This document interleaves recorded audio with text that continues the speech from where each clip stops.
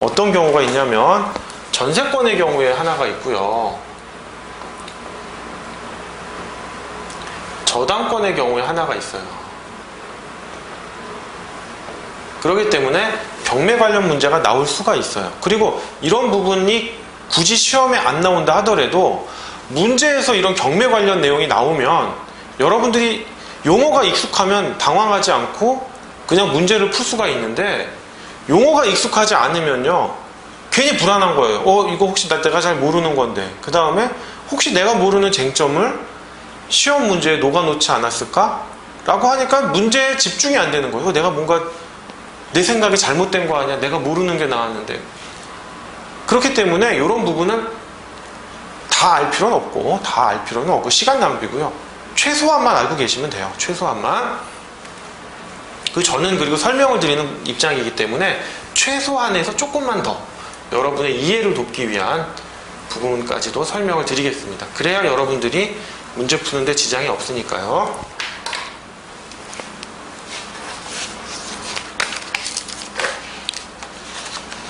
여러분, 이건 잠깐 제가 여담인데요. 이제 질권 있잖아요. 물론 이제 제가 나중에 시간이 되면 전세권, 저당권에 대한 일괄 경매 청구라든지 민사집행법에 보면은 일괄 매각 신청권이라는 게 있어요. 일괄 매각 신청권. 이 부분 교재 안에는 당연히 제가 정리를 해놨는데, 이 부분 설명드릴 기회가 있으면 제가 설명을 드리도록 하겠습니다. 그리고 이제 부동산 등기법에 보시면 이제 원래 질권이라고 하는 게 동산 질권은 당연히 등기가 안 되겠죠. 물론 이제 그 동산이 부동산에 준해서 등기 또는 등록할 수 있는 물건이라면 동산 질권도 당연히 등기가 될 거예요. 근데 권리 질권, 우리가 흔히 말하는 권리 질권은 채권 등인데요. 채권 등에 관한 질권을 등기할 수 있느냐라는 문제가 있어요. 등기할 수 있느냐는 문제. 질권 자체, 권리 질권은 등기를 못 하는데요. 부기 등기의 형식으로 좀 가능해요. 어떤 식이냐면 어떤 저당권부 채권이 있잖아요.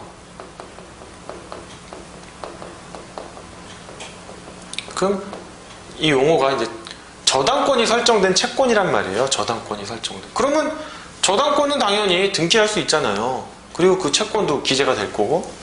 근데 그 후에 이 채권에 또 질권이 설정되면 이 저당권을 등기한 등기부에다가요 부기 등기의 형식으로 질권도 등기를 할 수 있습니다. 그래서 저당권부 또는 근저당권도 상관없어요. 저당권부 또는 근저당권부 권리질권에 대해서는 등기가 가능하다는 거예요. 다시 한번, 저당권도 되고요, 근저당권도 상관없어요. 어차피 채권에 대해서 저당권이 설정됐느냐, 근저당권이 설정되느냐, 요 차이니까. 따라서 근저당권부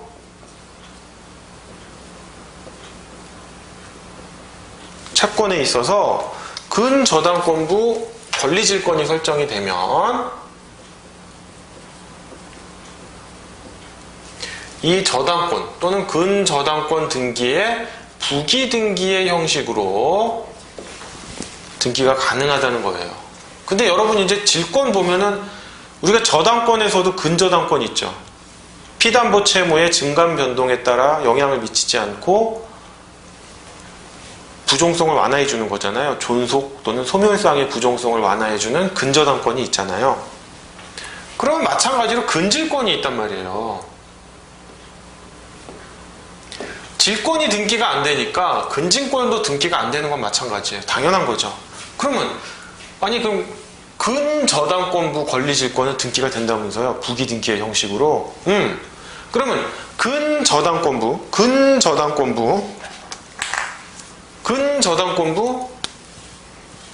이제 권리질권이니까 권리근질권은 가능할 것이냐? 요건 안 돼요. 부기 등기의 형식으로도 안 돼요.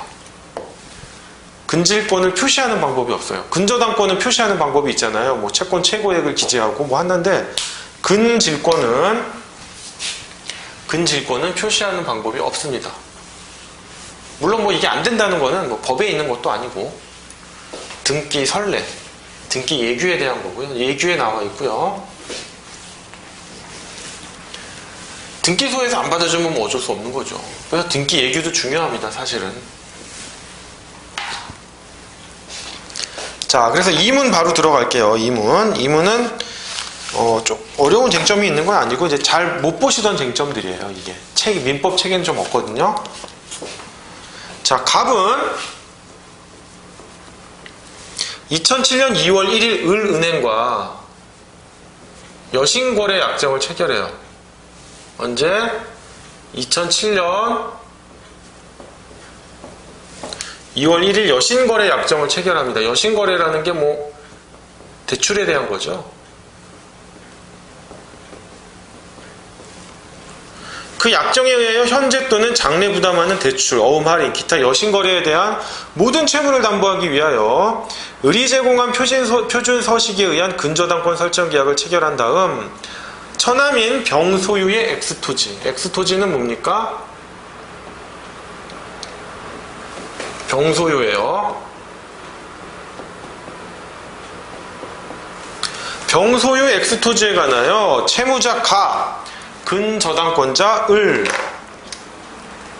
채권 최고액 1억 5천만 원 해가지고 1번 근저당권 설정 등기를 격려해주고 같은 날 을로부터 1억 원을 이율 월 1% 변제기 2008년 1월 31일로 정하여 대출받았다. 한편 병은 2007년 7월 1일 정으로부터 1억 원을 이율 월 2% 변제기 2008년 6월 30일로 정하여 빌리고 그 담보로 자기 소유 X토지에 관하여 채무자 병, 근저당권자 정, 채권 최고액 1억 5천만 원으로 하는 2번 근저당권 설정 등기를 마쳤다라고 하는 거예요. 즉, 자, 갑은 채무자죠. 을은행은 채권자일 거예요. 자, 여신거래 약정을 맺었습니다. 뭐 일반적으로 우리 같은 개인은 한번 이제 대출 약정하면 되는데 이런 기업 같은 경우에는 대출이 끊임없이 일어나잖아요. 추가 대출, 신규 대출 막 일어나니까 포괄적으로 여신거래 약정을 맺어요. 그러면 이제 갑소유의 어떤 토지가 있으면 근저당 또는 저당권을 설정해주면 되는데 없어요. 없으니까 병소유, 처남이죠. 병소유 X토지에 관하여 1번 근저당을 설정해줘요. 누구? 을은행을 근저당권자로 해줘요. 채권 최고액은 얼마?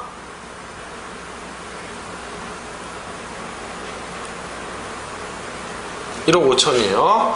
즉 1번 근저당권은 일종의 물상보증 같은 거죠. 물상보증. 물상보증이란 말이에요.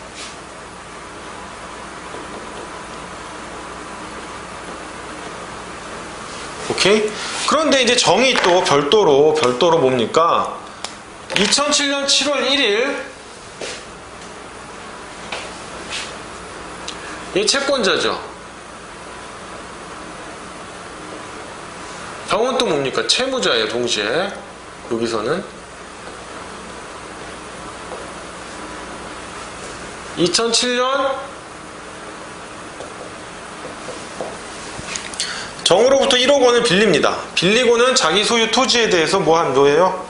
또 근저당권을 설정해줘요. 이번엔 이제 선순위 근저당권자가 있으니까 2순위 근저당권이 되겠죠. 채권 최고액은 1억 5천입니다. 뭐 문제 없어요. 이런 경우 당연히 유효하게 성립했어요. 2번은 뭐 순수한 자기 채무에 대한 담보겠죠. 자, 그러면 문제 2-1번입니다.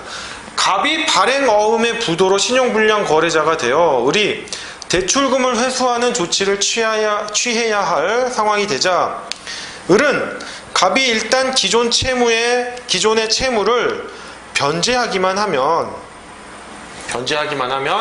1번 근저당권을 담보로 갑이 지정하는 제3자에게 신규 대출을 해주겠다고 제의하였다. 이에 갑은 2008년 6월 1일 사채자금을 조달하여 2007년 2월 1일자 대출 원리금을 전액 변제한 다음 을과 협의하여 병의 승낙하에 계약 인수를 원인으로 하여 1번 근저당권자의 채무자를 병으로 변경하는 근저당권 변경의 부기 등기를 마치고 2008년 6월 21일 병을 채무자로 하여 을로부터 1억 원의 신규 대출을 받았다. 야, 이게 복잡하죠? 무슨 말이냐? 갑이 못 갚을 것 같아요. 못 갚을 것 같으니까 을이 제안을 해요. 일단 뭐 네가 돈을 빌려오든 꼬어든 뭐 수단 방법을 가리지 말고 이걸 꺼라. 그러면 근저당권은 살아있잖아요. 아직. 아니 선생님 이걸 껐으면 소멸해야 되는 거 아니에요? 부종성에 의해서 피담보 채무가 소멸했는데. 그런데 이런 식의 일종의 대환이라고 그럴까, 이런 게 많이 일어나요. 이걸 담보로, 이걸 끄면 이걸 담보로 뭐 해주겠다? 제3자에게 신규 대출을 해주겠다 그래요. 제3자에게.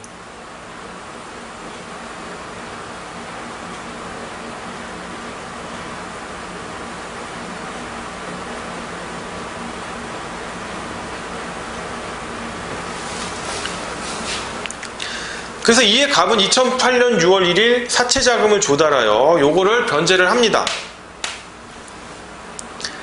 근데 을과 협의하여 병의 승낙하에 계약 인수를 원인으로 하여 1번 근저당권자의 채무자를, 1번 근저당권의 채무자는 원래 누구예요? 갑인데 이 채무자를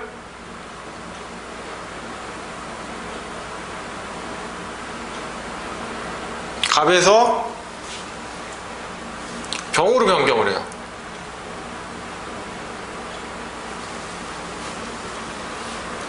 그러니까 이 근저당권은 사실 뭐가 되는 거예요?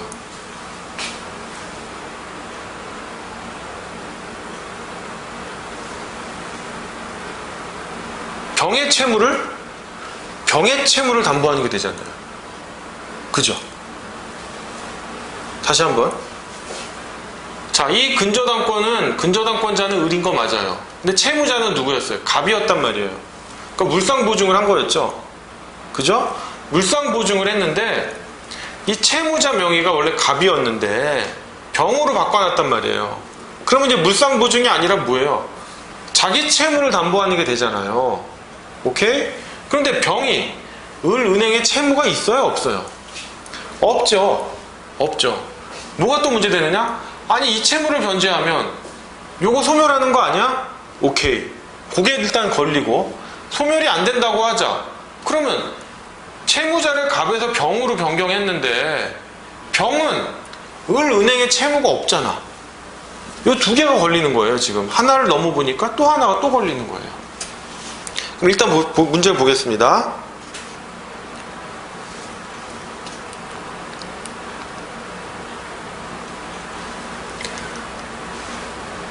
이어 을은 2008년 7월 1일 갑에게 3천만원, 2008년 7월 20일 병에게 2천만원을 각 대출해 주었다. 그거죠. 이제 채무를 만들어내는 거죠. 역으로.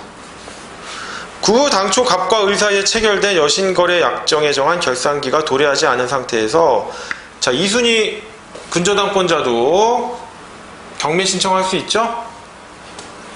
경매 신청 정해 담보권 실행을 위한 경매 신청에 의하여 위 X 토지가 매각되었고 집행비용 등을 공제한 실제 배당할 금액은 1억 5천만 원이다.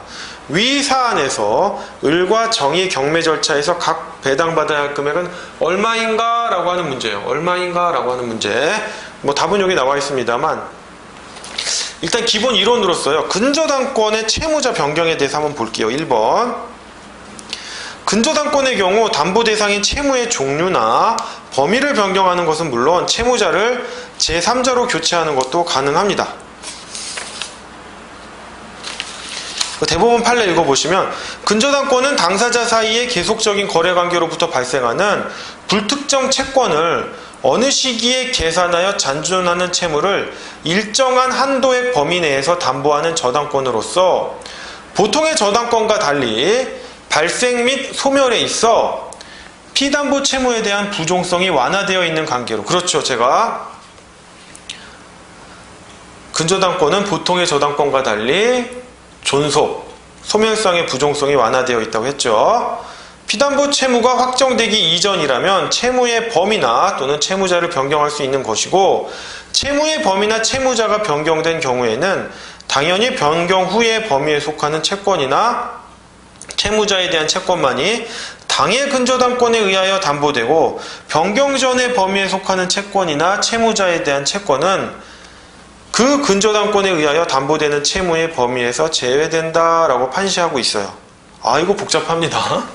복잡한데, 자, 채무자 변경의 유형을 한번 볼게요. 채무자 변경의 유형이, 자, 가 계약인수, 나 채무인수가 있는데, 계약인수는 제가 얘기하잖아요. 그냥 포괄승계예요. 계약인수는 계약 당사자의 지위의 이전이에요. 뭐 변화가 없이 그냥 걔가 쏙 들어가는 거예요. 얘가 빠지고 계약 당사자로 쏙 들어가기 때문에 얘가 기존에 부담하던 권리 의무를 얘가 다 부담하는 거예요. 오케이? 사람만 바뀐 거란 말이에요. 이게 왜 중요하냐면 근저당권 변경을 할 때 채무자를 변경하잖아요. 변경할 때 등기부에 원인이 있어야 되잖아요. 소유권 이전 등기를 하려면 매매인지 뭐 취득시효인지 이런 원인이 있어야 되듯이 근저당권 변경을 할 때도 채무자를 변경할 때 근저당권의 채무자 변경을 할 때 원인이 있어야 되는데 그 원인이 두 가지예요. 계약 인수가 있고 채무 인수가 있어요. 자, 그러면 계약 인수의 경우를 한번 봅시다. 근데 사안의 경우가 계약 인수인데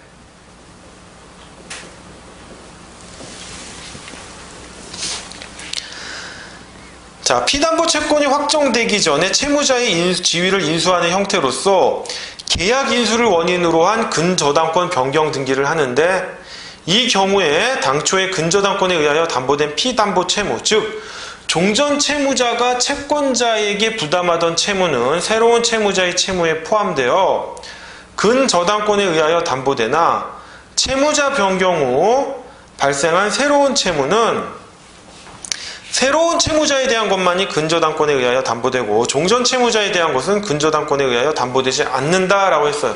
당연하죠. 계약 인수를 했으니까 뭡니까? 피담보 채권이 확정되기 전에 뭐합니까? 종전 채무자의 채무는 당연히 승계가 되겠죠. 요건 뭐 오케이예요. 그죠? 그 다음에 계약 인수 후에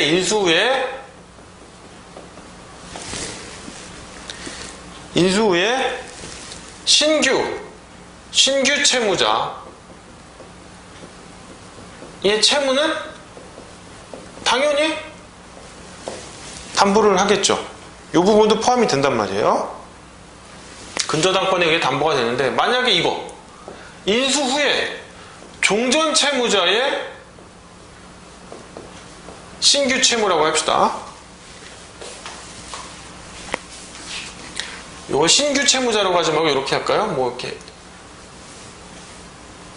신채무자라고 할까요?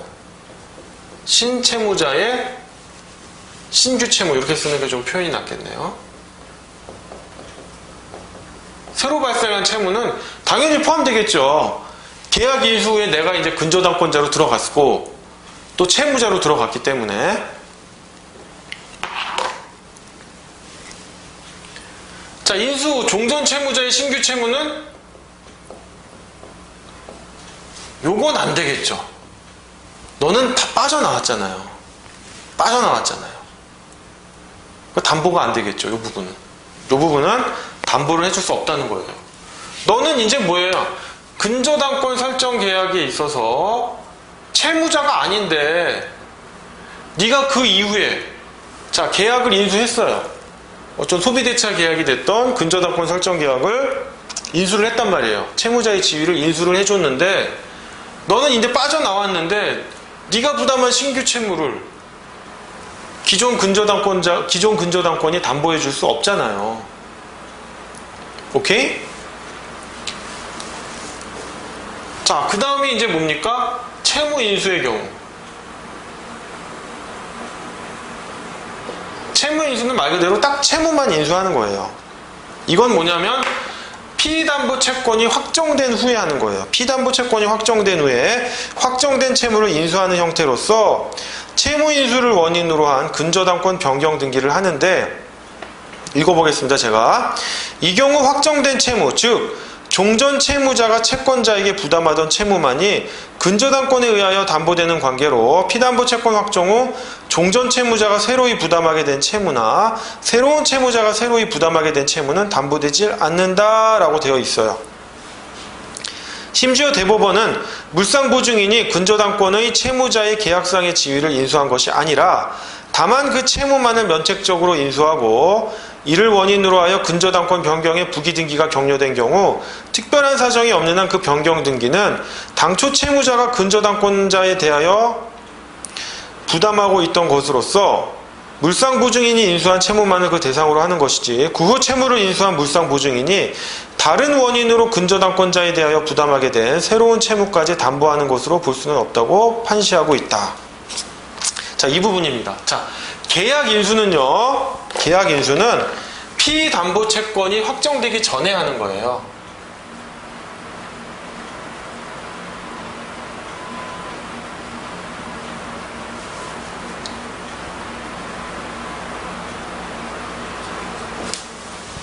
자, 근저당권은 뭐예요? 근저당권은 피담보 채무가 있지만 피담보 채무가 계속해서 증감하거나 변동하잖아요.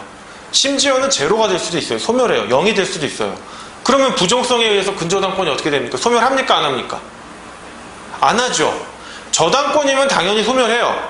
피담보 채무가 소멸하면. 근데 근저당권은 피담보 채무가 0이 됐다 하더라도 0이 돼서 소멸했다 하더라도 다시 또 채무를 부담할 수 있잖아요. 신규 채무가 되든 추가 대출이 일어났든 간에.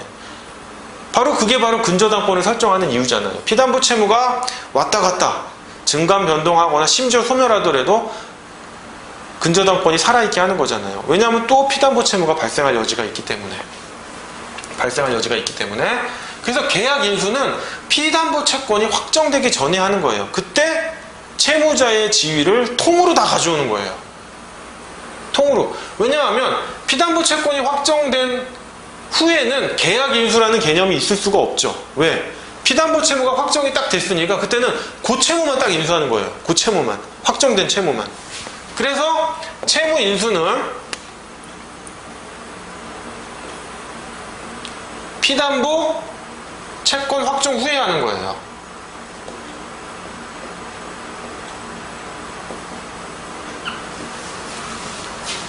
자, 그러니까 계약 인수는 뭐예요? 종전 채무자가 부담했던 채무, 오케이. 계약 인수 후에 새로운 채무자, 인수인이 되겠죠? 계약 인수인. 새로운 채무자가 신규 채무를 또 부담할 수 있잖아요. 그 부분도 근저당권에 의해서 담보가 된다. 다만 인수 후에 종전 채무자의 신규 채무는 그거는 너는 이제 이 근저당권 관계에서 탈락한 사람인데 그건 네가 너의 독자적인 채무거다 이거예요. 오케이? 그러기 또 요건 담보가 안 돼. 요겁니다. 그럼 채무 인수는 뭐냐? 딱 그거예요. 요 경우에는 종전 채무자의 확정된 채무만 인수할 뿐이에요.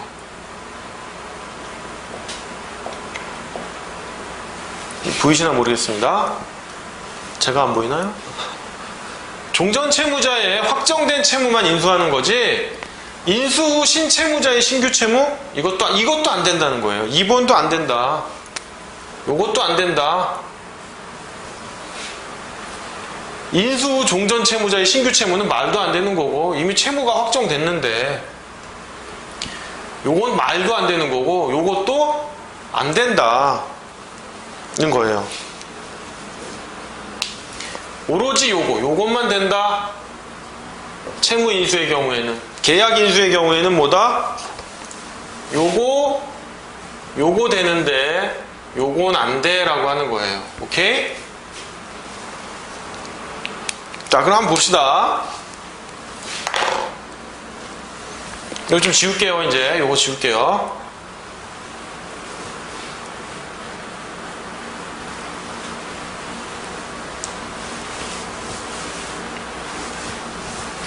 선생님, 요거는 뭐 민법 체계도 없는 것 같은데 아셔야 돼요. 민사집행법에 나오는 무슨 문제가 아니라요. 요거는 실무에서 실제로 많이 문제가 되고요. 부동산 등기법에서도 문제가 되는데 부동산 등기법에서만 문제가 되는 게 아니라 민법에서 같이 문제가 돼요. 단지 기존 교재에서 설명을 안 해줄 뿐이에요. 관심을 안 가져가지고. 아셔야 돼요. 이거 민사집행법 뭐 고유의 문제, 부동산 등기법의 고유의 문제가 아니에요. 자, 그러면 제가 요 사례에서 두 개의 허들이 있다고 했어요. 두 개의 허들이 뭐냐면, 자, 일단 갑이 사채 자금을 조달해가지고 언제? 2008년 6월 21일 이 여신거래 약정에 의한 모든 채무를 변제를 해요. 선생님, 그러면 아까 근저당권 요거 말소되는 거 아니에요? 피담보 채무가 소멸했으니까 부종성에 의해서. 근데 뭐예요? 저당권이라면 소멸하겠지만 근저당권은 소멸 안 하죠. 그 약정된 기한까지 존속을 한단 말이에요. 그러니까 근저당권은 살아있는 거 맞아요. 그러니까 첫 번째 허들은 통과했습니다. 그러면 두 번째, 채무자를 그 다음에 어떻게 합니까? 계약 인수를 원인으로 해가지고 을과 협의하고 병의 승낙하에 계약 인수를 원인으로 1번 근저당권자의 채무자를 갑에서 병으로 변경하는 부기 등기를 했단 말이에요.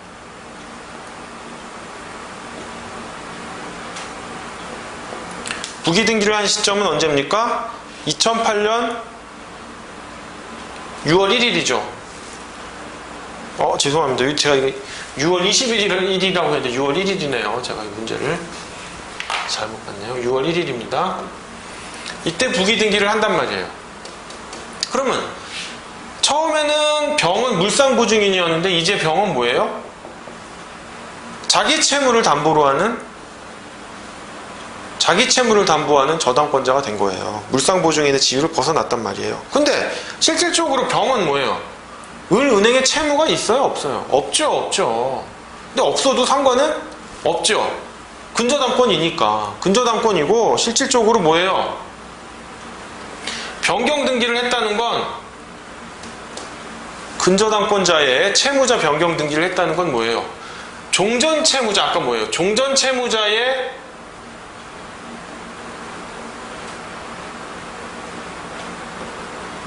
기존 채무,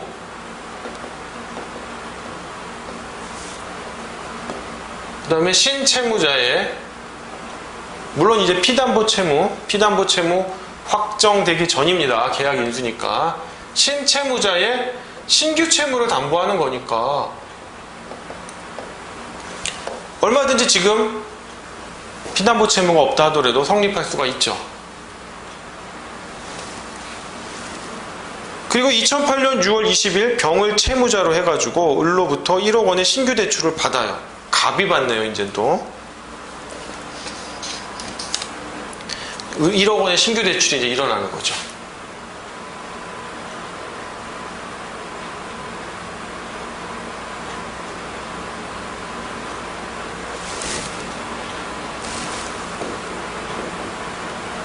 점점 사례가 막 복잡해지네요.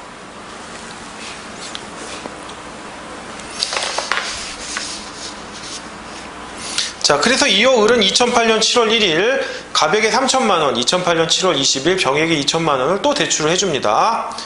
그 후 당초 갑과 을 사이에 체결된 여신거래 약정에서 정한 결산기가 도래하지 않은 상태에서, 즉 피담보 채권이 확정되지 않았다는 얘기예요. 정해 담보권 실행을 위한 경매 신청에 의하여 위 엑스토지가 매각되었고 집행비용 등을 공제한 실제 배당할 금액은 1억 5천만 원이었다. 위 사안에서 을과 정이 경매 절차에서 각 배당받아야 할 금액은 얼마인가 라는 거죠. 자, 보시면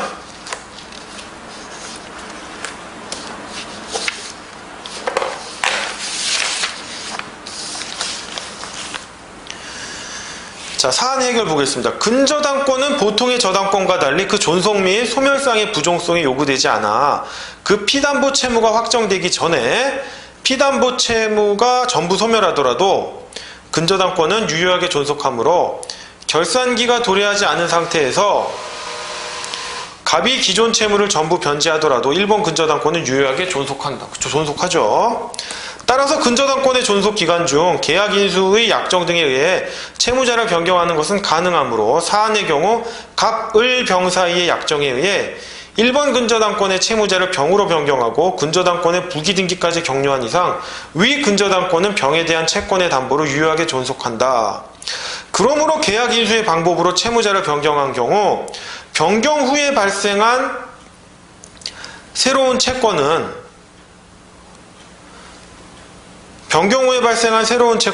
당연히 변경 후에 채무자에 대한 것만이 당해 근저당권에 의해 담보되고 변경 전의 채무자에 대한 새로운 채권은 그 근저당권에 의해 담보되는 채무의 범위에서 제외된다라는 점이에요. 그 사안의 경우 보시면 종전 채무자 갑에 대한 3천만 원의 신규 대출금 채권은 담보 범위에서 제외되겠죠. 아까 추가 대출을 해줬는데 어떻게 해줬다고 그랬어요? 을이 갑에게는 3천만 원을 해주고 병에게는 물론 시점은 다르죠. 갑에게는 2008년 7월 1일이고 병에게는 2008년 7월 20일인데 2천만 원을 해줬는데 이 신규 대출이 일어난 시점은 뭐예요? 계약 인수 이후의 시점이란 말이에요. 계약 인수 이후의 시점에서 제가 뭐라고 그랬어요? 종전 채무자의 신규 채무는 담보하지 않는다라고 했잖아요. 요건 안 된다라고 했잖아요. 요거 두 개만 된다라고 하니까 요거는 종전 채무자의 신규 채무니까 안 되고 요거까지 된다 이거죠.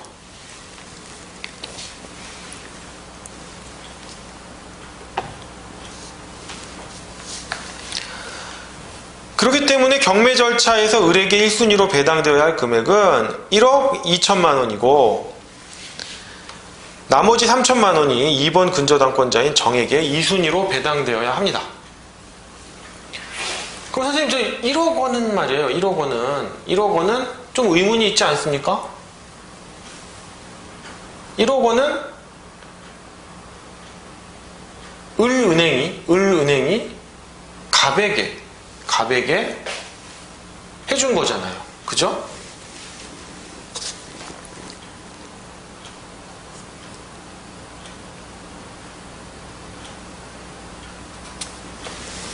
갑에게 해준 거지만 실질적으로 어떻게 되어 있어요?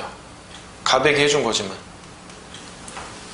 병을 채무자로 했다고 했잖아요. 문제 보시면 다시 한번 문제 볼게요. 갑은 2008년 6월 1일 문제 다시 보겠습니다. 갑은 2008년 6월 1일 사채자금을 조달하여 위 2007년 2월 1일자 대출 원리금을 전액 변제한 다음 을과 협의하여 병에 승낙하에 계약 인수를 원인으로 하여 1번 근저당권자의 채무를 병으로 변경하는 근저당권 변경의 부기등기를 마치고 2008년 6월 21일 병을 채무자로 했다고 했어요. 병을 채무자로 하여 을로부터 1억 원의 신규 대출을 받았다. 물론 갑이 받긴 했지만 뭐예요? 병이 승낙을 했잖아요. 그러니까 이 채무는 어떻게 된 꼴이에요? 을은행이 병에게 대출을 해주고 병이 다시 갑에게 간 꼴이에요. 그러니까 직접 줬을 수도 있고 마치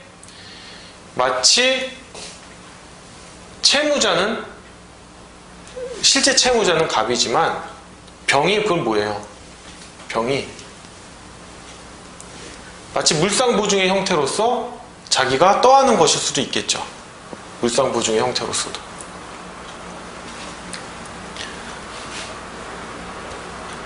그래가지고 다만 이제 그 이후 계약 인수 이후 갑이 신규 대출 받은 3천만 원은 안 되고 병이 신규 대출 받은 2천만 원은 담보 범위에 포함되니까 1억 2천만 원을 을은행이 1순위로 배당받고 그 다음에 2번 근저당권자인 정이 2순위로 나머지 3천만 원을 배당받는 겁니다. 자, 그럼 공통된 사실관계를 전제로 문 2-2번 보겠습니다. 갑이 발행한 어음이 부도가 난 뒤 을이 대출금을 회수하기 위한 방편으로 담보물인 위 X토지에 대하여 경매 신청을 하려는 태도를 보이자 병은 자신의 토지가 경매되는 것을 막기 위하여 2009년 8월 1일 을을 찾아가 자신이 갑의 채무를 인수할 의사를 표시하였다.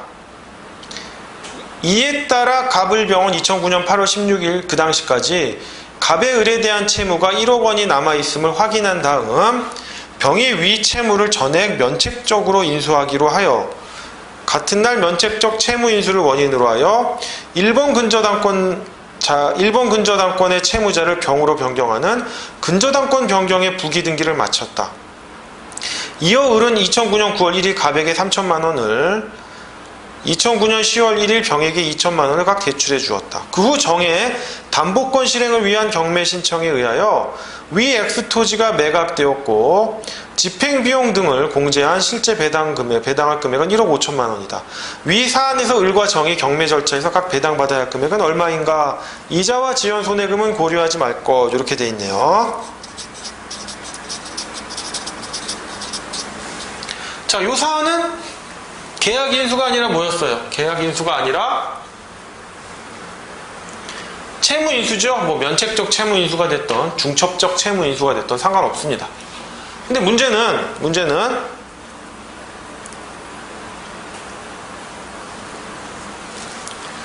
계약 인수를 한 게 아니고 뭐예요? 계약 인수를 한 게 아니고 채무 인수를 했는데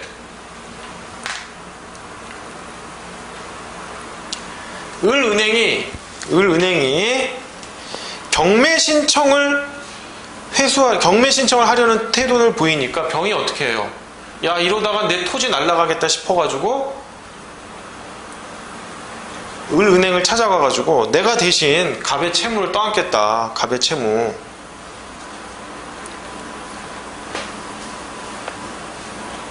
갑의 채무는 얼마죠? 처음에 1억 원이었죠. 신규 대출 1억 원 생각 안 하셔도 됩니다. 처음 여신거래 약정에서의 채무를 말하는 거죠.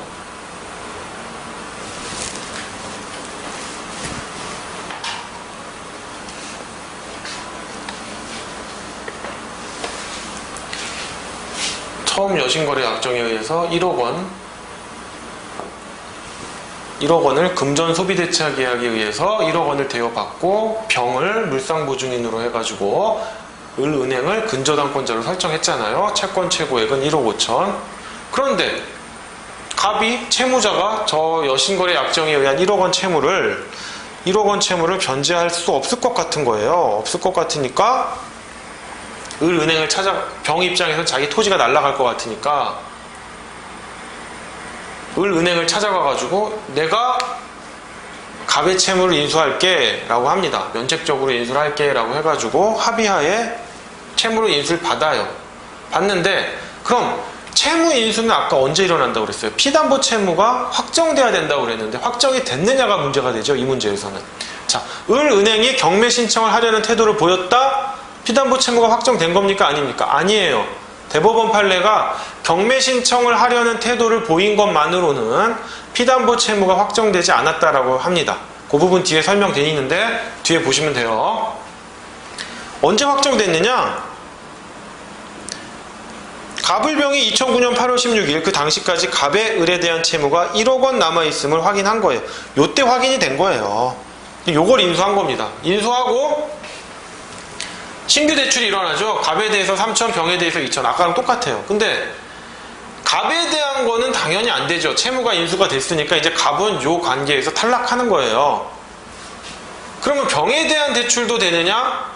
병은 이제 요 을은행하고 채무자로 들어온 거잖아요. 채권 채무 관계. 하지만 뭐다? 피담보 채무가 확정이 돼가지고 확정된 이후에 채무 인수한 경우에는 뭡니까? 종전 채무자의 기존 채무만 인수한다고 했잖아요. 요건 안 되고 요건 안 되고 요건 안 되고 요것만 되고. 그러니까 요것도 안 되고 요것도 안 되는 거예요. 실질적으로 피담보 채무자가 확정된 요 시점에 채무 있죠. 1억 원만 인수가 되는 거예요. 그래서 1억 원이고 1순위 근저당권자인 을은행은 1억 원만 인수하고 2순위 근저당권자인 정은 5천만 원, 나머지 5천만 원을 배당을 받는 겁니다.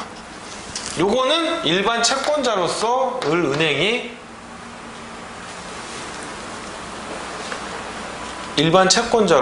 뭐 가압류를 하거나 또는 뭐 다른 집행권원을 통해서 병의 다른 재산에서 뭐 변제를 받는 수밖에 방법이 없죠.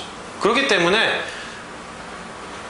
근저당권에 있어서 채무자 변경을 할 때, 근저당권에 의한 채무자 변경을 하고 그 부기 등기를 할 때는요,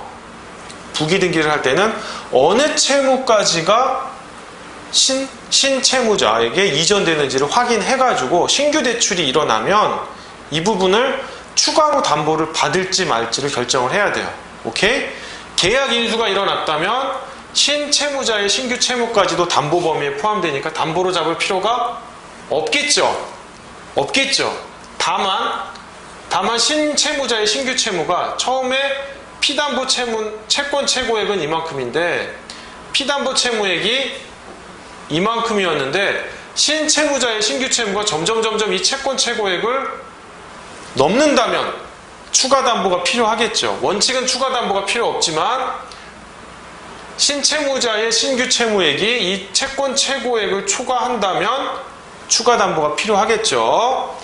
자, 그 다음에 채무 인수가 일어난 경우, 면책적이든 중첩적이든 채무 인수가 일어난 경우에는 종전 채무자의 기존 채무만 인수하기 때문에 신채무자의 신규 채무나 종전 채무자의 신규 채무를 담보하는 방안을 강구해줘야 돼요.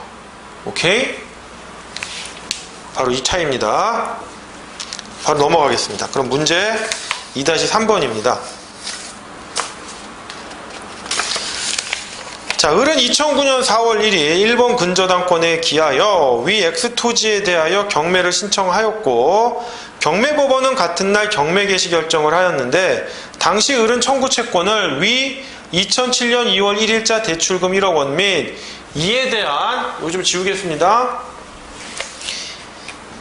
이에 대한 2008년 7월 1일부터 다 갚는 날까지 월 1%의 비율에 의한 지연손해금으로 기재한 경매 신청서를 제출하였다. 위와 같이 경매 절차가 진행되자 갑은 2009년 5월 7일 위 청구 채권의 원리금 전액을 변제하였다. 그러나 을은 갑에 대하여 위 청구 채권과 별도로 1번 2008년 2월 1일자 추가 대출금 5천만 원의 채권과 2번 2008년 9월 1일 발생한 8천만 원의 당좌 대월금 채권이 있고 또한 3번 갑이 발행한 액면 4천만 원의 약속어음을 2009년 4월 15일 A로부터 배소 양도받아 그 약속어음금 채권이 있는데 위 각 채권도 일본 근저당권의 피담보 채권에 포함된다는 이유로 경매 신청을 취하지 않았고 이에 따라 경매 절차는 계속 진행되었다. 을은 경매법원의 위 추가 대출금의 원리금 채권 배당기일까지 5,850만 원입니다. 당좌 대월금 채권 및 약속어음금 채권의 각 원금 채권액을 합산한 1억 7,850만 원을 청구 금액으로 기재한 채권 계산서 당초의 청구 채권을 그와 같이 변경하는 취지가 담겨 있다. 이를 제출하였다. 위 X토지는 2009년 11월 20일 매각되었고 2009년 11월 1일 매각 허가 결정에 이어 그 매각 대금이 2009년 12월 28일 모두 지급됨에 따라 배당기일이 2010년 1월 31일에 배당이 실시되었는데 집행비용 등을 공제한 실제 배당할 금액은 2억 원이었다. 위 사안에서 을과 정이 경매 절차에서 배당받아야 할 금액은 얼마인가? 라는 문제예요. 또 상당히 복잡하죠. 이것도 만만치 않습니다. 근데 이 문제는 경매에 관한 문제라 여러분이 그냥 이런 쟁점만 있구나 하면 되지 굳이 이제 깊게 알 필요는 있을까라는 부분이에요. 아까 1번하고 2번까지는 민법에 관한 문제고 그래도 부동산 등기법하고 연결되니까 아실 필요가 있는데 문제 2-3번은 요거까지는 아실 필요가 있나? 안다 하더라도 이렇게 배당 금액까지 계산을 해야 되나?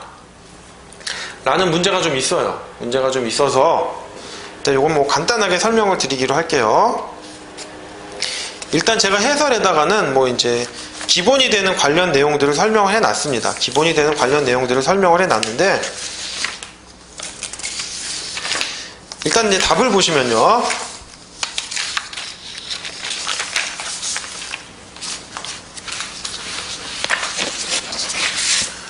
답을 보시면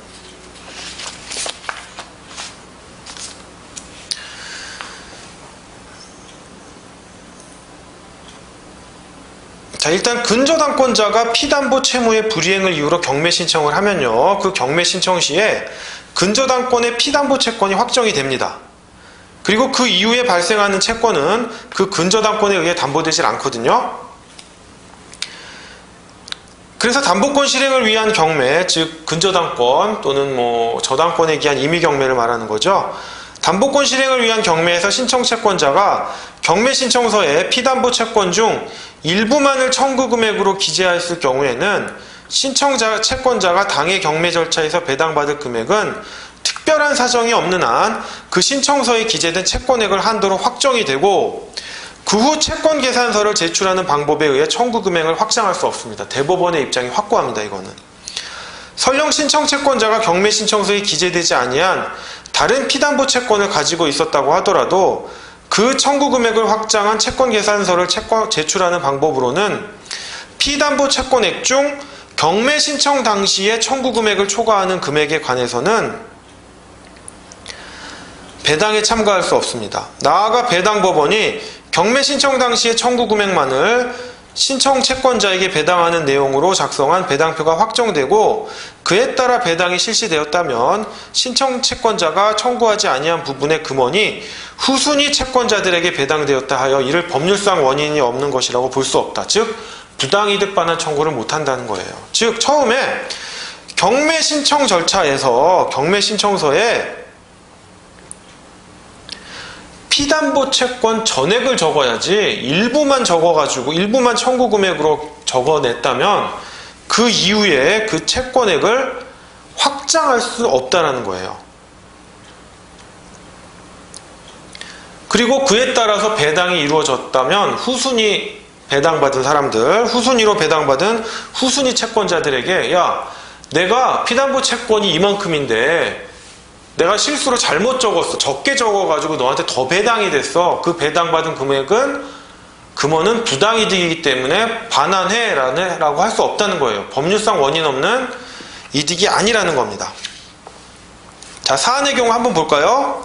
자, 피담보 채권이 확정되기 전에 즉 의뢰 경매 신청일인 2009년 4월 1일 경매 신청일에 이제 피담보 채권이 확정되거든요. 2009년 4월 1일 전에 이미 발생한 2008년 2월 1일 추가 대출금 채권과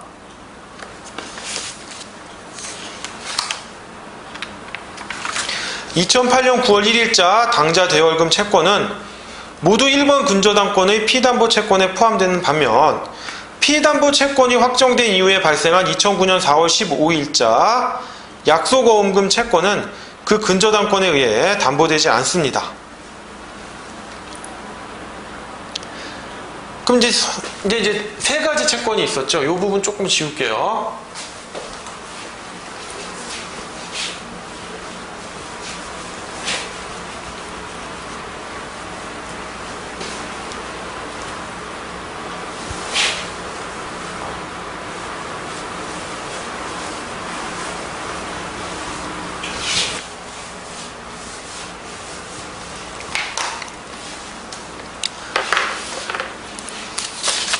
자, 보시면 요 시간 순서대로 이걸 좀 그리셔야 돼요. 요거 이제 경매에 대한 거니까 편안하게 들으세요. 편안하게. 2009년 4월 1일자로 경매 신청을 하잖아요. 경매 신청을 하고 경매 개시 결정을 합니다.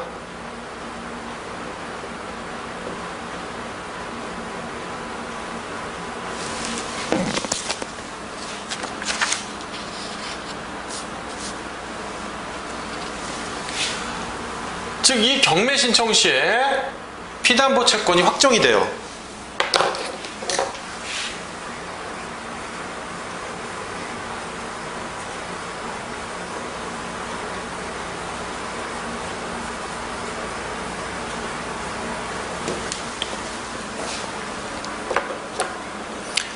따라서 그 이후에 발생하는 채권은 요 피담보 채권 확정이 된 이후에 발생하는 채권은 근저당권에 의해 담보되지 않습니다.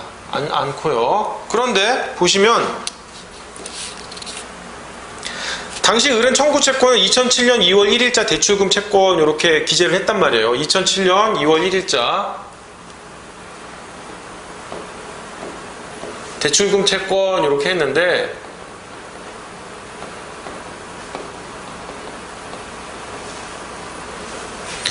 갑이 2009년 5월 7일 이 채권을 다 변제를 합니다.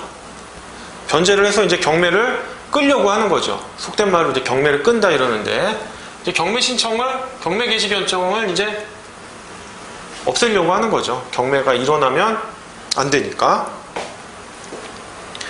그런데 이제 을이 다시 또 2008년 2월 1일자 추가 대출금 채권이 5천만 원 있고 이게 아까 1번이었죠. 그 다음에 2008년 9월 1일 같은 날이니까 뭐 연도는 쓰지 않겠습니다. 9월 1일 뭐 당좌 대월금 채권 8천만 원 여기 2번이었죠. 2번이 있었고 그 다음에 2009년 4월 15일 여기 3번이었는데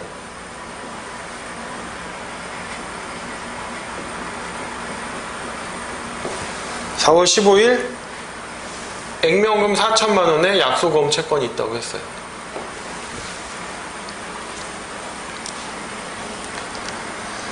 그래가지고 경매 신청을 취하하지 않고 계속 경매 절차가 진행돼가지고 을은 뭡니까? 요 세 개를 합산한 1억 7,850만 원을 청구 금액으로 기재한 채권 계산서를 제출하였는데 그냥 제출한 건 아니고 뭡니까? 변경한다고 했어요. 변경한다고. 추가하는 건 아니고 변경한다고 했어요. 그래가지고 위 X토지가 계속 경매 절차가 진행돼서 매각이 됐고 배당까지 이루어졌습니다. 그래서 그 배당할 금액이 2억 원 남았다 이 얘기잖아요. 이 얘기인데 자 보시면 피담보 채권이 확정된 이후에 발생한 채권은 근저당권에 의해서 담보되지가 않습니다. 이렇게 되면 경매를 진행할 수가 없어요. 계속 채권이 발생하면 이 시점에 딱 끊고 경매를 진행해서 배당을 해줘야 되는데 자꾸 그 이후에 신규 채권이 나오면 배당을 할 수가 없잖아요. 그리고 그 이후에 가장 채권을 만들어낸단 말이에요. 나의 배당할 몫을 늘리게 하려고. 그래서 피담보 채권이 확정된 이후에는 이 채권은 근저당권에 의해 담보되질 않아요. 다른 방식으로 자신이 채권의 만족을 얻어야 됩니다. 그리고 요거는 제가 처음에 말씀드린 게 뭡니까?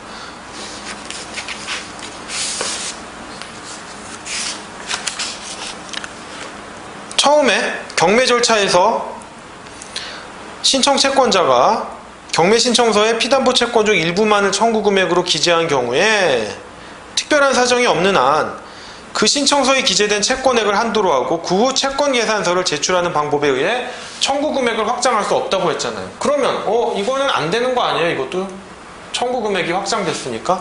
그런데 요거를 기점으로 해서 요거 플러스 얘네들도 넣어주세요 라고 하는 게 아니라 뭡니까? 이 경우에는 추가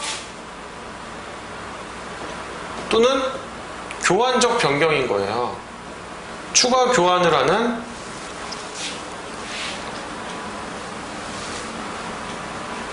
청구 채권의 변경이 있는 거예요.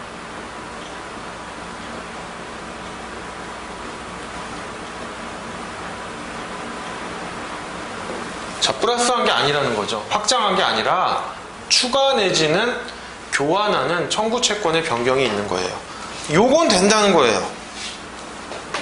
요건 된대요. 근데 선생님 아까 판례랑 뭐가 달라요? 근데 추가하거나 추가 또는 교환하는 방법으로 청구 채권을 변경하는 건 좋은데 뭐다? 최초 경매 신청서에 기재된 청구 채권을 초과할 수는 없어요. 설사 초과한다 하더라도 그 부분은 배당을 받을 수 없어요. 쭉 대법원은 쭉 뭡니까? 추가 교환 등의 청구 채권의 변경은 인정한다. 인정하면 뭐하냐? 최초 경매 신청서에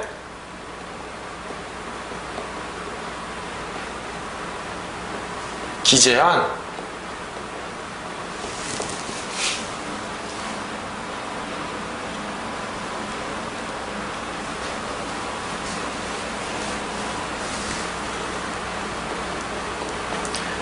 피담보 채권액을 한도로 한다.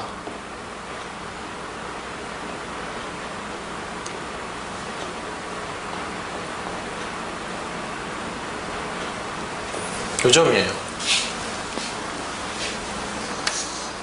따라서 사안의 경우 경매 절차에서 을에게 1순위로 배당되어야 할 금액은 당초 경매 신청서에 기재한 청구 채권액, 즉 1억 원 및 이에 대한 2008년 7월 1일부터 배당 기일까지 월 1% 비율에 의한 금액인 1억 1,900만 원에 한정되기 때문에 위 추가 대출금 채권, 요 1번과 당좌 대여금 채권의 합계액인 1억 3,850만 원 있죠. 그 1억 3,850만 원이라 하더라도 처음 신청서에 기재한 1억 1,900만 원만이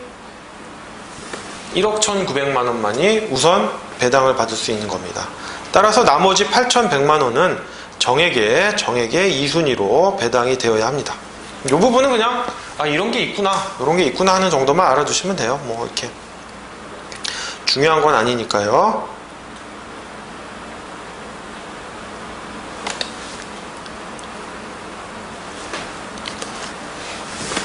뭐 2번 받은 건 아니에요. 왜냐하면 선생님 이 2007년 2월 1일자 대출금 채권은 얘가 1억 원을 갚아서 껐잖아요. 껐지. 그러면 또 배당을 받으면 요거 2번 받아간 거 아니에요? 아니죠. 껐으니까 얘는 뭐예요? 경매 신청을 취하하는 게 맞죠. 요거에 의해서 이 대출금 채권에 의해서 경매 신청을 했고 법원의 경매 개시 결정이 떨어지니까 부랴부랴 이 대출금 채무를 변제했죠. 그러면 이 경매 신청을 취하해야 되는데 얘가 어떻게 합니까? 나 보니까 채권이 더 있어 너한테. 그 채권은 2008년 2월 1일자 추가 대출금 채권과 2008년 9월 1일자 당좌 대월금 채권이야. 그래가지고 추가 교환 등의 방법으로 청구 채권을 변경을 해요. 그러니까 이 채권을 변제받은 거예요. 근데 다만 처음 신청서에 요 채권의 원리금만큼을 기재했잖아요. 그러니까 설사 이 금액이 청구 채권의 변경을 했다 하더라도 그 금액은 처음 경매 신청서에 기재한 피담보 채권액을 한도로 한다는 거예요. 설사 이 금액이 요 금액보다 크다라고 하더라도 처음에 네가 경매 신청한 건 요 금액이잖아요. 그러니까 요 금액을 한도로만 한다는 거예요. 그러니까 2번 받은 건 아니고 요 채권을 변제받았지만 이 변제받은, 즉 배당받는 금액은 처음 신청서에 기재한 요 피담보 채권액의 원리금을 한도로 한다는 점입니다. 그 다음에 여기서 또 알아줘야 될 거는 경매 신청 시에 피담보 채권액이 확정되니까 경매 신청 이후에 발생한 채권은 근저당권에 의해서 담보되지 않는다는 점, 요거까지 알아두시면 좋아요. 자, 그럼 문제 2-4번입니다. 문제 2-4번인데요.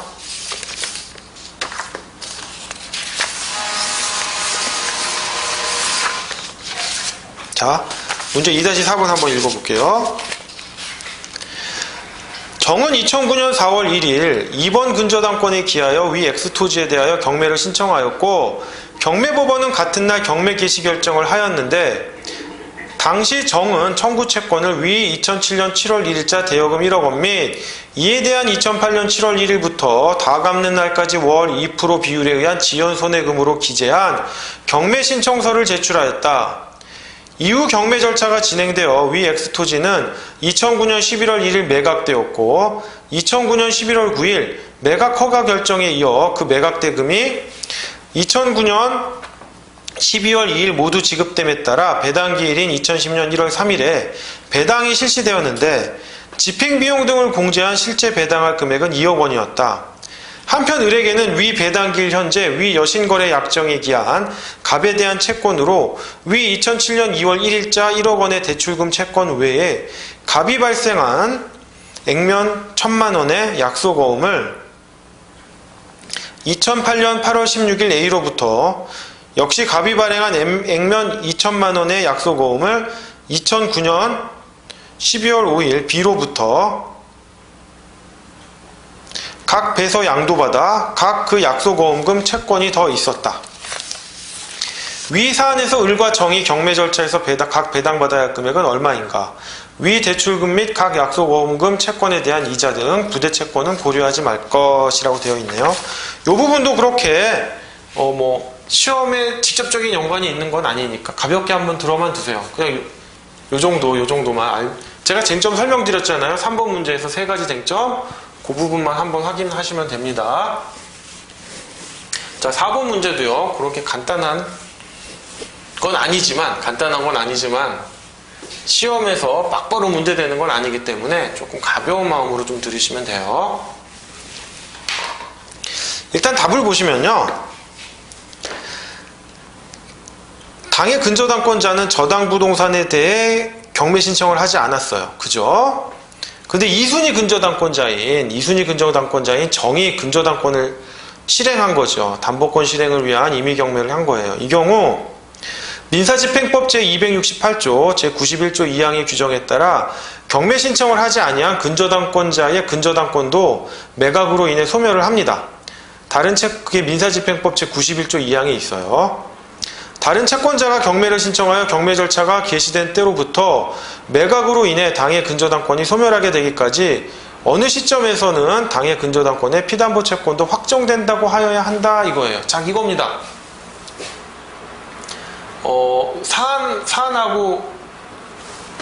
사안의 경우처럼 하지 말고 이렇게 한번 해볼까요? 사안의 경우를 하겠습니다. 사안의 경우를 하면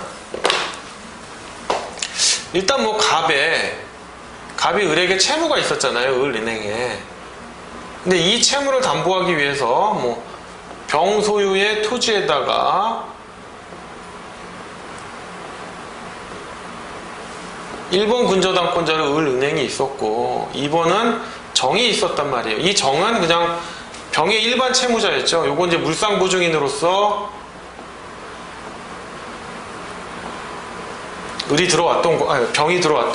병이 물상보증인으로서 갑의 채무를 담보했던 거죠. 그래서 을이 근저당권자로 들어왔던 거고, 요거는 병이 정에 대해서 채무가 직접적으로 있었죠. 채무가 직접적으로 있었단 말이에요. 물상보증인을 이쪽에다 써줄까요?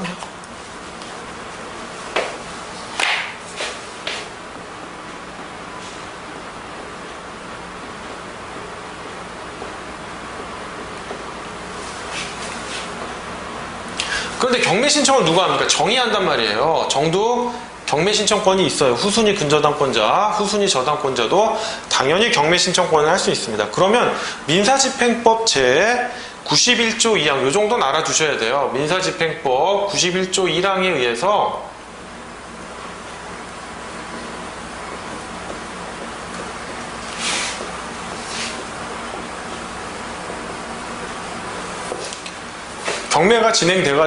경매가 진행돼가지고 매각 대금이 완납이 되면 을의 근저당권도 소멸합니다. 딸려가는 게 아니에요. 만약에 매매가 되면 물건은 어떻게 돼요? 대세적 효력이 있으니까 그냥 물건도 딸려가잖아요. 그죠? 근데 경매의 경우에는 딱 지워버립니다. 깨끗한 걸 줘요. 다만 배당을 받을 수 있게 해주죠. 또 배당을 받을 수 있는데도 특혜가 있어요. 어떤 특혜가 있냐면 배당 요구를 하지 않아도 돼요. 즉 배당을 받으려면 배당 요구를 당연히 해야 되는 사람이 있고, 배당 요구를 하지 않아도 그래 너는 당연히 내가 배당을 해주게 하는 사람들이 있어요. 그게 조문에 나와 있는데 민사집행법입니다. 민사집행법 요 정도는 좀 기본인 거예요. 88조에 보면 배당 요구를 해야 되는 채권자들이 나와 있습니다. 이 사람들은 배당 요구를 해야 돼요. 배당 요구가 반드시 필요해요.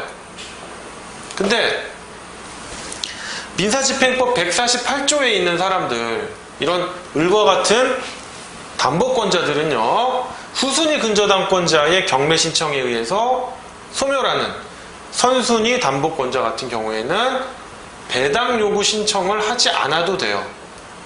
배당 요구 신청을 하지 않아도 배당을 해줘요. 얘는 억울하게 말소된 거니까. 오케이? 그러면 도대체 의뢰 근저당권에 의하여 담보되는 피담보 채무의 범위를 어느 시점에서 확정을 해줘야 될까라는 점이에요. 자, 아까 첫 번째 3번 문제는 어땠어요? 경매 신청 시에 피담보 채권이 확정된다라고 했잖아요. 정액 채무는 그럴 가능성이 높죠. 얘가 경매 신청을 했으니까. 그럴 가능성이 높은 게 아니라 정액 채무는 정의 경매 신청을 한 시점에 확정이 돼요. 그럼 을은 언제냐? 을은 경매 신청 시가 아니다라고 하는 거예요. 뭐 읽어보시면 알겠지만, 즉 선순위 근저당권의 피담보 채권은 그 근저당권이 소멸하는 시기, 즉 매수인이 매각대금을 완납한 때에 확정된다고 봐야 돼요.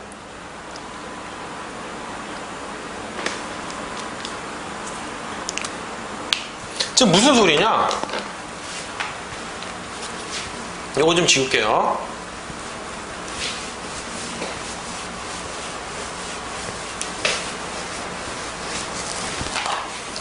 자, 3억 원짜리 토지가 있었어요.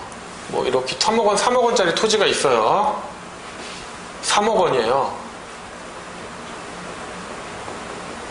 그럼 1순위 근저당권자가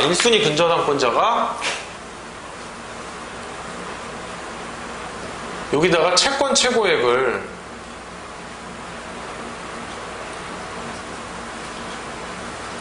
(2억 원으로) 잡아놨어요. 뭐 실제 피담보 채무액은 얼마인지는 모를 거예요.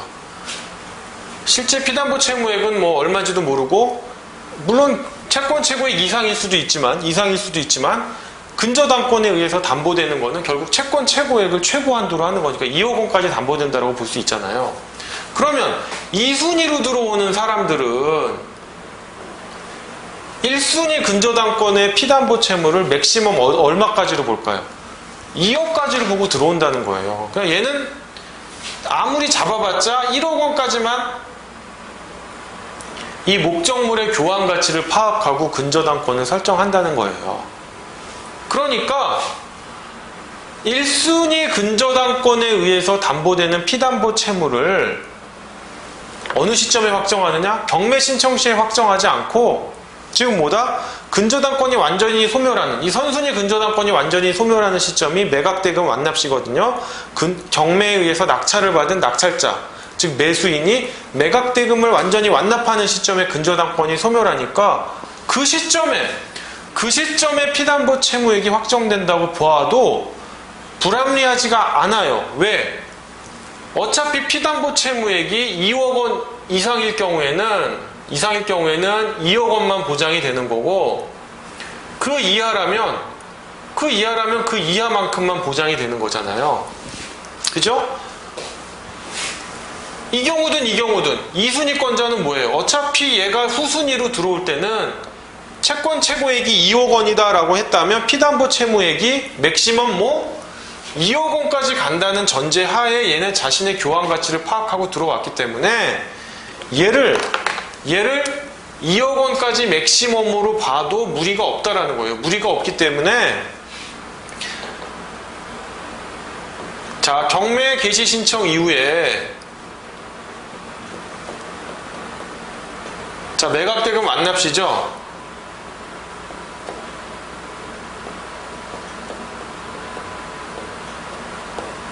매각대금 완납시까지 1순위 근저당권자의 피담보 채무가 이렇게 증감 변동하더라도 너는 결국 2억 원을 한도로 보장이 되는 애기 때문에 이 시점에 피담보 채무액을 확정해도 무방하다.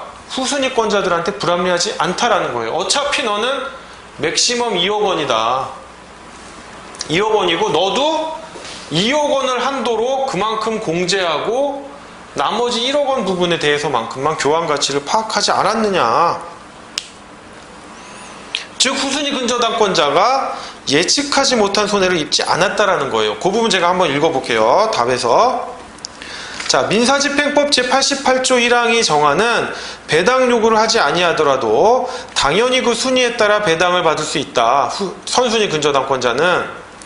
그래서 선순위 근저당권이 설정되어 있는 부동산에 대해 근저당권을 취득하는 거래를 하려는 사람들은 선순위 근저당권의 채권 최고액만큼의 담보 가치는 이미 선순위 근저당권자에 의해 파악되어 있는 것으로 인정하고 거래를 하는 것이 보통이다.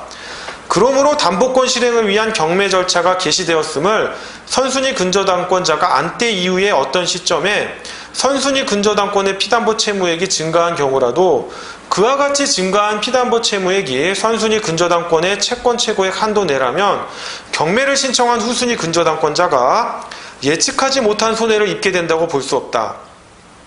반면 선순위 근저당권자는 자신이 경매 신청을 하지 않았으면서도 매각으로 인해 근저당권을 상실하게 되는 처지에 있으므로 거래의 안전을 해치지 않는 한도 안에서 선순위 근저당권자가 파악한 담보가치를 최대한 활용할 수 있도록 함이 타당하다.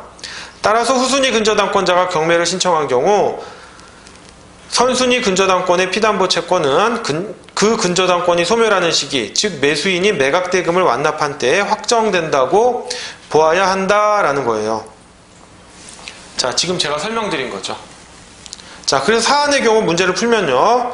후순위 근저당권자인 정의 신청에 의해 경매가 개시된 이상 선순위 근저당권자인 을의 저당권에 의해 담보되는 피담보 채권은 매각대금 납부 시인 2009년 12월 2일 비로소 확정된다 할 것이므로 2008년 8월 16일 발생한 약소보험금 채권은 1번 근저당권의 피담보 채권에 포함되고 2009년 12월 5일 발생한 약소보험금 채권은 이에 포함되지 않는다. 따라서 사안의 경우 을에게 1순위로 배당되어야 할 금액은 2007년 2월 1일자 대출금 채권 1억 원과 2008년 8월 16일자 약소보험금 채권 1,000만 원을 합한 1억 1,000만 원이고 아까 지연손해금이나 이자는 계산하지 않는다고 했으니까요. 나머지 9천만 원이 정에게 2순위로 배당되어야 합니다. 예, 그렇게 해가지고요. 문제 2번 마치고요. 3번 문제로 들어가도록 하겠습니다.